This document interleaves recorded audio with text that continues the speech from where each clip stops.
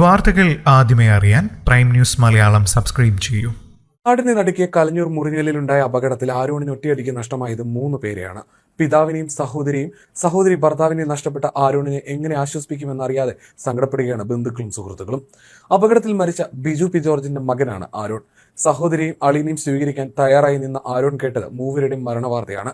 വീട്ടിലെത്തേണ്ടുന്ന സമയമായിട്ടും എത്താതിരുന്നതിനെ തുടർന്ന് പിതാവ് ബിജുവിന്റെ ഫോണിലേക്ക് വിളിച്ചെങ്കിലും കിട്ടിയില്ല. തുടർന്ന് മറ്റുള്ളവരുടെ ഫോണിലേക്ക് മാറി മാറി വിളിച്ചെങ്കിലും കിട്ടിയില്ല. എന്നാൽ കുറച്ചു കഴിഞ്ഞ് വീണ്ടും വിളിച്ചു. അപ്പോൾ ഫോൺ എടുത്തത് പോലീസ് ഉദ്യോഗസ്ഥരാണ്.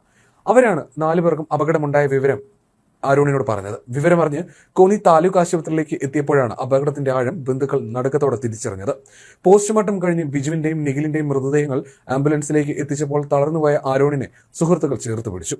അനുവിന്റെ മൃതദേഹം ഉച്ചയ്ക്ക് 12:45 പുറത്തേക്ക് എത്തിച്ചത്. ആംബുലൻസിൽ പ്രിയ സഹോദരിയുടെ മുഖത്തേക്ക് നോക്കിയിരുന്ന ആരോണിന്റെ മുഖം ഏവർക്കും സങ്കടം നൽകുന്ന കാഴ്ചയായിരുന്നു. മലേഷ്യയിലേക്ക് പോകാനായി നിഖിലിനെയും അനുവിനെയും ചൊവ്വാഴ്ചയാണ് നിഖിലിന്റെ ബന്ധുവായ അമിത് തിരുവനന്തപുരം വിമാനത്താവളത്തിലേക്ക് എത്തിച്ചത്. ഇന്നലെ അപകടത്തിൽപ്പെട്ട അതേ കാറിലായിരുന്നു ഇവർ വിമാനത്താവളത്തിൽ എത്തിച്ചത്.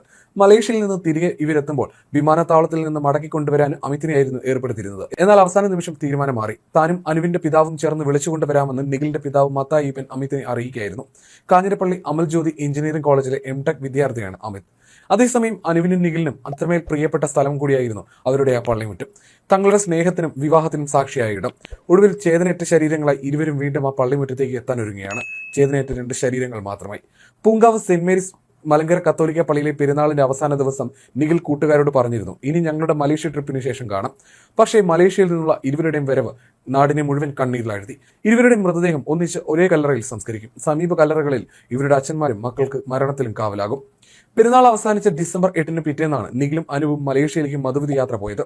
കുട്ടിക്കാലം മുതൽ തന്നെ പള്ളിയിലെ ആധ്യാത്മിക പ്രവർത്തനങ്ങളിൽ സജീവമായിരുന്നതിനാൽ ഇരുവരും ഇടവക അംഗങ്ങളുടെ പ്രിയപ്പെട്ടവരുമായിരുന്നു. നവംബർ 30 ഈ പള്ളിയിൽ വെച്ച് ഇവരുടെ വിവാഹം നടന്നത്.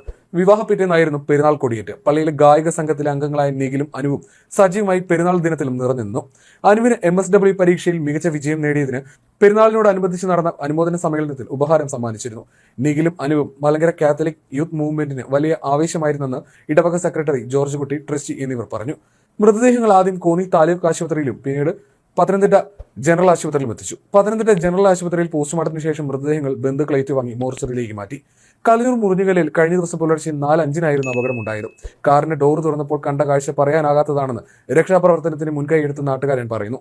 അനുവൊഴികെ മറ്റു 3 പേരും സംഭവ സ്ഥലത്ത് വെച്ച് തന്നെ മരിച്ചിരുന്നു. കാറിന്റെ ഡോർ വെട്ടിപ്പൊളിച്ച് അകത്ത് നോക്കിയപ്പോൾ അനുവിന് മാത്രമായിരുന്നു ജീവൻ ഉണ്ടായിരുന്നത്. ഉടൻ തന്നെ ആശുപത്രിയിലേക്ക് കൊണ്ടുപോകാനായി ആംബുലൻസിൽ കയറ്റിയെങ്കിലും വഴിമധ്യേ മരണത്തിന് കീഴടങ്ങി. ഈ സമയത്ത് അനുവിന്റെ ഫോണിൽ അമ്മ വിളിച്ചിരുന്നു. മോളെ എവിടെ എത്തിയെന്നായിരുന്നു ചോദ്യം. മകളല്ല, അവർക്കൊരു അപകടം പറ്റിയെന്നും പത്തനംതിട്ട ആശുപത്രിയിലേക്ക് കൊണ്ടുപോകുകയാണെന്നും താൻ പറഞ്ഞെന്നും നാട്ടുകാരൻ പറയുന്നു.